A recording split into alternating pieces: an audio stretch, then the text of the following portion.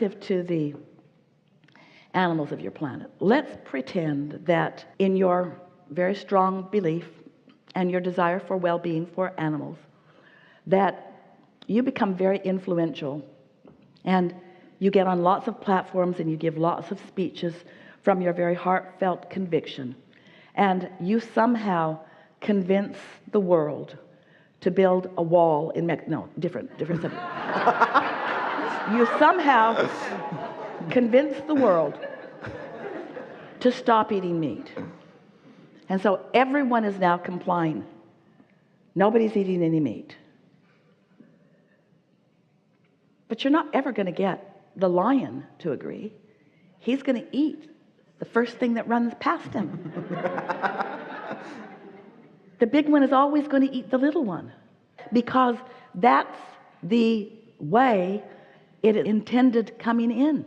Not one of those beasts coming in said, I hope I can find some humans to shield me from animals or humans eating me. In fact, the majority of them that you are worried about today would not even have life in their magnificent bodies if it were not for that process that is underway. So the thing that is upsetting to you is that you are superimposing your intentions for yourself over the intentions for someone else who has different intentions, you see. It is our promise to you that all of you come forth knowing what the real deal is, including every animal that comes forth into a physical body. And no one comes under duress. No one's being forced to come. They come for the joy of life. They come for the joy of experience of life. They come for the co-creative dance and the co-creative game. And they come and they come and they come and they come. You must be assuming that the death experience is something that ends at all, when it isn't. It's again and again and again and again and again. And so for you to use anything that's happening to anybody else as your excuse to pinch yourself off from your source energy, which is the only way that you could ever get the insight to understand it, is doing yourself a disservice, you see. We know that you're talking about more than just the death experience, that you don't want bad experiences for anyone. It never feels good to watch anyone uncomfortable for any reason. But we want you to understand that there is so much well-being. We want you to trust not just in the well-being of yourself. If you are to survive in a joyful way in this leading-edge time-space reality, you have to believe in the well-being for all. You have to accept that well-being is being offered to all, and for lots of different reasons, lots of different segments are not allowing the well-being to flow into their experience. Would that mean that people are different levels of allowing their well-being? No, it does not mean that. But we understand how humans would come to that consensus, because instead of tapping into the energy of source and understanding the joy in all experiences, there is a human comparison. Well, I wouldn't want to live like that. Humans are really good at, after the fact, explaining why things are the way they were. I must have been really bad in a past life for this to have happened to me. And we say it's not about that at all. It is about and only about your connection right here and now with the source within you. And the same is true for the animals. Do you think that any of the animals enjoy the chase? Do you think only the chaser is enjoying the chase? Do you think that the one being chased is not enjoying the chase? It's all about survival. It's all about wanting the continuation of the experience. But there's not the negative emotion in the animal that you are superimposing from your human point of view. There just isn't.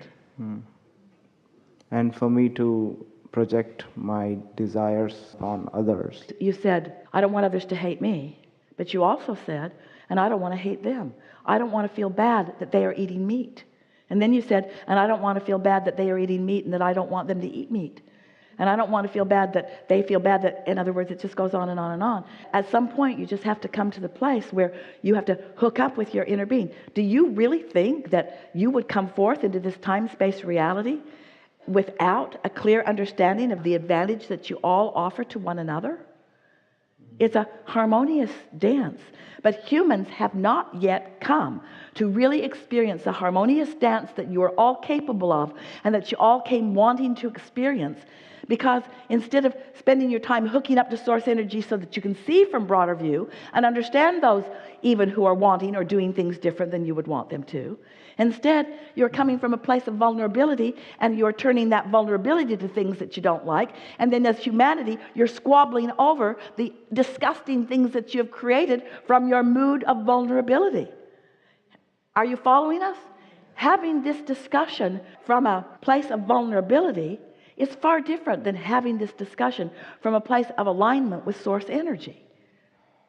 Do you really believe that that which you want to call God, or that which is good, you wanted to talk about good and evil, do you think that that source of goodness would really send you all into this infernal squabbling discomfort of the bigger one eating the little one, if there were not enormous desire and joy in the process of the co-creation?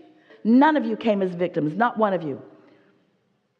Plant, animal, or human, not one of you came as a pre-assigned victim. Oh yeah, you get to be the eater this time. You were especially good last time. So you'll be the eater and you'll be the eaten. And you will not like being the eaten. You will not like it, but you were very bad before. So now you are the eaten.